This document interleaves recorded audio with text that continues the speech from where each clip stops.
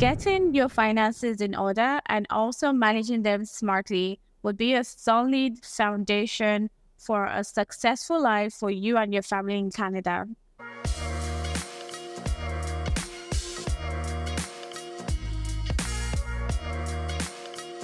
So, to help you navigate the economic challenges that many newcomers deal with, we decided to bring on today's video a financial professional, Kiara Shazadi. Thank you, Ruth. How are you? I'm fine, I'm Happy good. to be here. Yes, good to have you here. Thank you. So, Kiara is a financial professional licensed through the Insurance Council of British Columbia and IFSE. And his goal is to help 10,000 families to be financially independent at no cost. So, welcome, Kiara. Thank you, Ruth, for the nice sort of introduction. I'm happy to be here, and I hope that this content can help your audience to be more successful in Canada. Yeah, I hope so too. So, could you just give us a brief background of yourself and also tell us what inspired you to help, 10,000 families annually? Yeah, absolutely. So I came to Canada as an international student, and my background was sales management. And at some point, I went to the IT to learn more about the tech, and coming here to have a good job in IT or start my own business.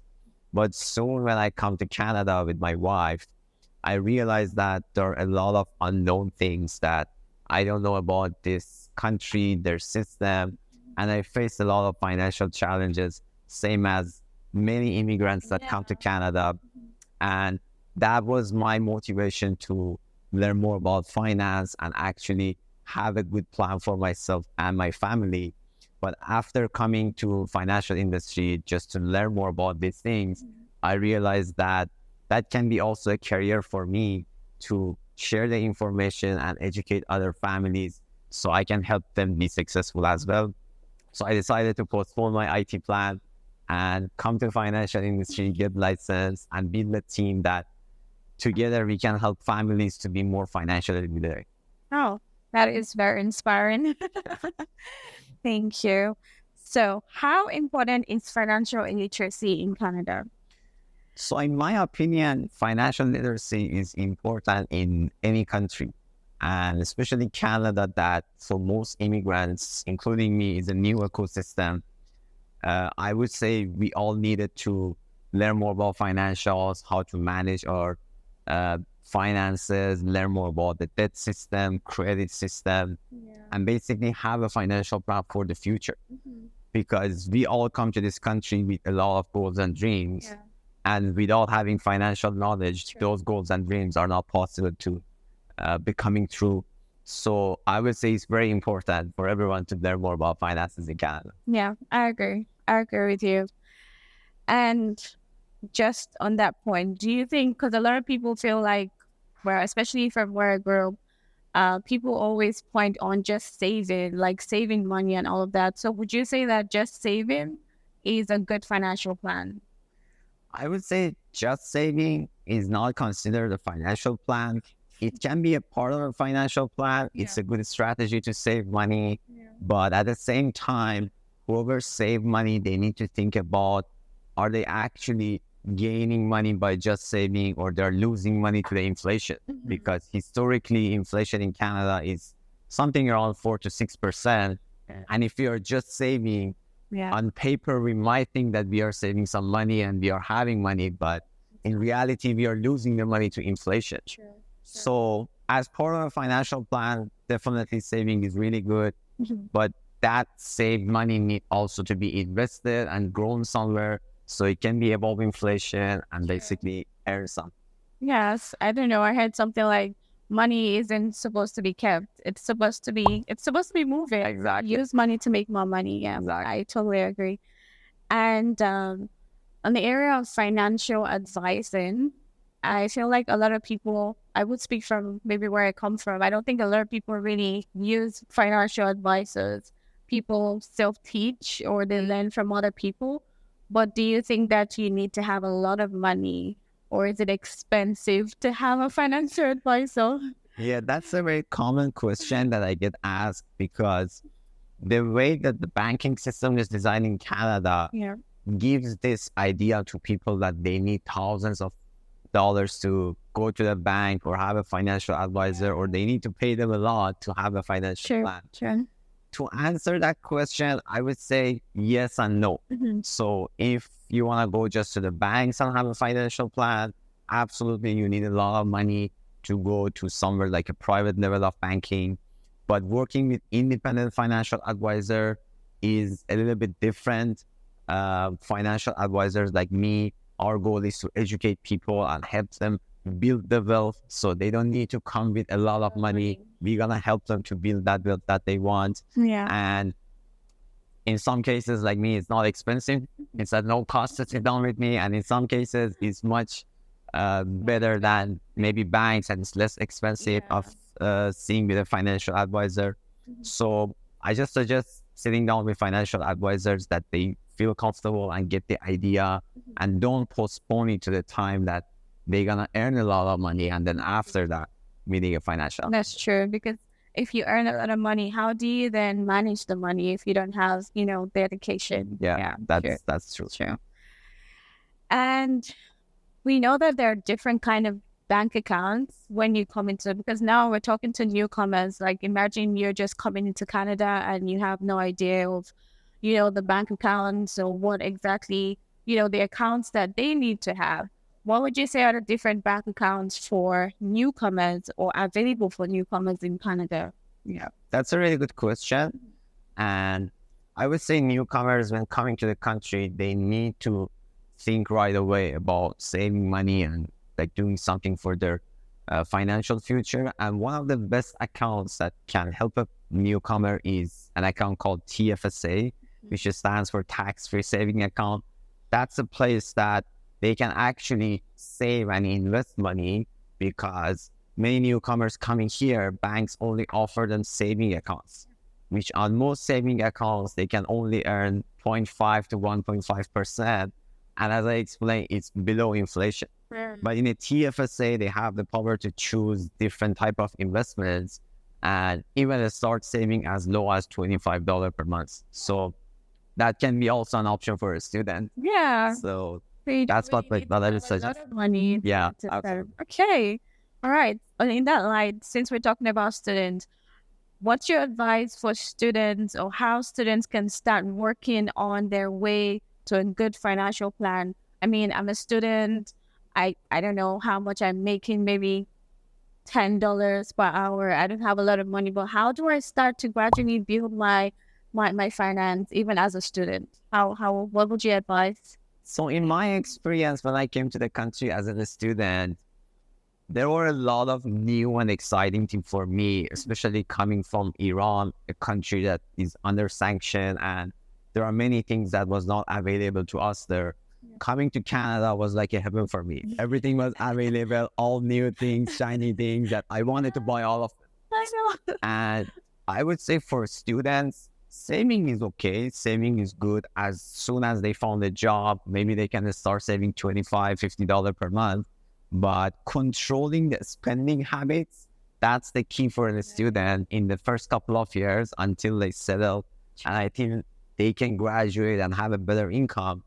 That helps them to not only save a little bit from their income, but also control not going to the debt and not paying a lot of interest to the debt. So that's my suggestion. Spend a little bit less. I'm sure that in the future also you can spend and buy all those exciting things.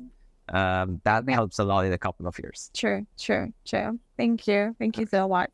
Now, for the married folks, or for the married couples, what would you say is the best way to tackle their finances as married people? I mean, I really would want to hear that. Yeah, that's a great question. I'm also married. I came to Canada with my wife.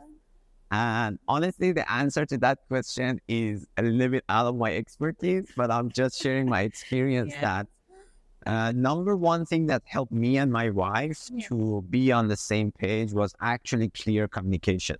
Like actually talking to each other, sitting down and discussing our financial goals to see what are the common things that we want to achieve.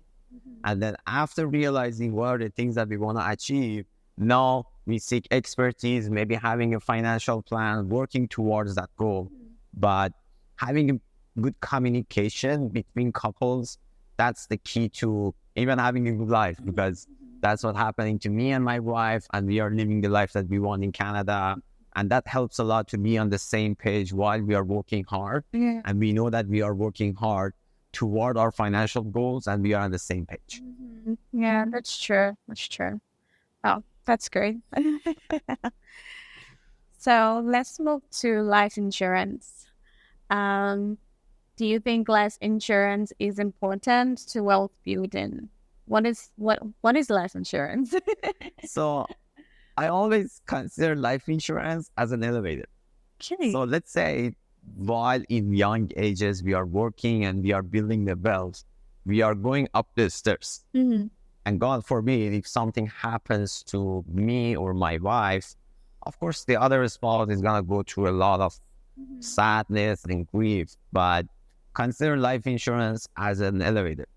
While we are going up that stairs, if anything happens, life insurance is going to put my family in the elevator and bring them up. So that's basically one of the areas that I help people in their financial plannings to make sure their journey to building wealth is protected. Because I don't want to help people to save for sickness or health issues. And most people in Canada that I meet, they have good savings, they are doing the investment and everything, but they are not protected in a proper way. And if anything happens to them, they need to go back and spend all the savings. And their plan will be postponed for another 5, 10, or 15 years. So I would say life insurance, even as small as they can, is a must to make sure that they are protected and nothing happens. And if anything happens, the financial situation doesn't change and they can be protected. Regarding buying a home, I know that especially with my peers, a lot of people count that as success when you buy your first home or whatnot. So in Canada, do you think that is still doable for us? Like, do you think that it's still doable to get a house even now? Or what do you think? What's your take on that? So Or in the near future? yeah, so that's basically the same culture from my country. We all love to buy property and be in real estate, and especially having a home for our Yeah. own. Unfortunately, it's getting a little bit harder comparing to a couple of years ago. And during the hard times in the economy, when the interest rate is high, it affects mortgages. And most people, they don't have enough income to buy the house they want.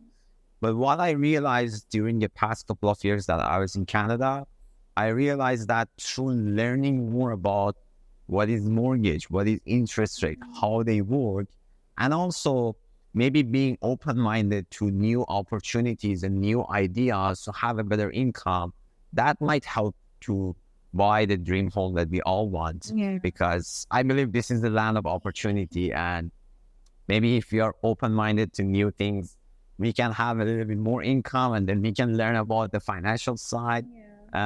It's getting hard, but it's still doable. So it's not something impossible. It just needs the proper planning and proper education and a little bit more hard work to have the income, and then absolutely it's possible. Yeah, so you had that, guys. It's still doable. So if you plan to get a home and you think that it's not possible, at least you heard it from an expert that it's doable. But of course, you need planning and all of that. So thank you so much for that. Yep. I mean, And do you just have like final advice or I don't know, final words for anyone who probably is looking to be financially maybe independent, but they're not sure what to do or where to start? Just, just something to... yeah, absolutely. So thanks for having me on the episode. It's a pleasure. And my final advice would be, don't postpone getting the knowledge and education about your finances, because no matter what industry you are in, no matter what job you have and how successful you are, you will still need the financial knowledge to know how to manage the money and how money works. And building that wealth that we all want takes time. Yeah. So it doesn't happen overnight. And something that takes time goes through the ups and downs of life. So obviously, a plan is necessary to make sure that we reach those goals and dreams. And my suggestion is just get in touch with any advisor that you feel comfortable with them, ask them a lot of questions, learn about the system, and while you are working hard, also have the knowledge to put that hard work into a path, so that path can lead you to your dreams. Wow. Thank you. Thank you so much.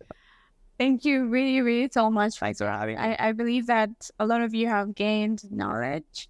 And if you really enjoyed this resource that we gave you and you like to see something like this, please be sure to subscribe and like, and also share with your friends and families who are also, looking for something like this, resources like this. And I think maybe finally we'll talk about the free coaches or sessions that you're given, how we can, how they can get to you. I think we'll put that in the link below, in the description below, how you can contact him, because he, like you said, his goal is to help over 10,000 families annually to be financially independent or to be financial literate. So if that's something that you would like, be sure to check the link in the description below. Catch you in the next one. Bye.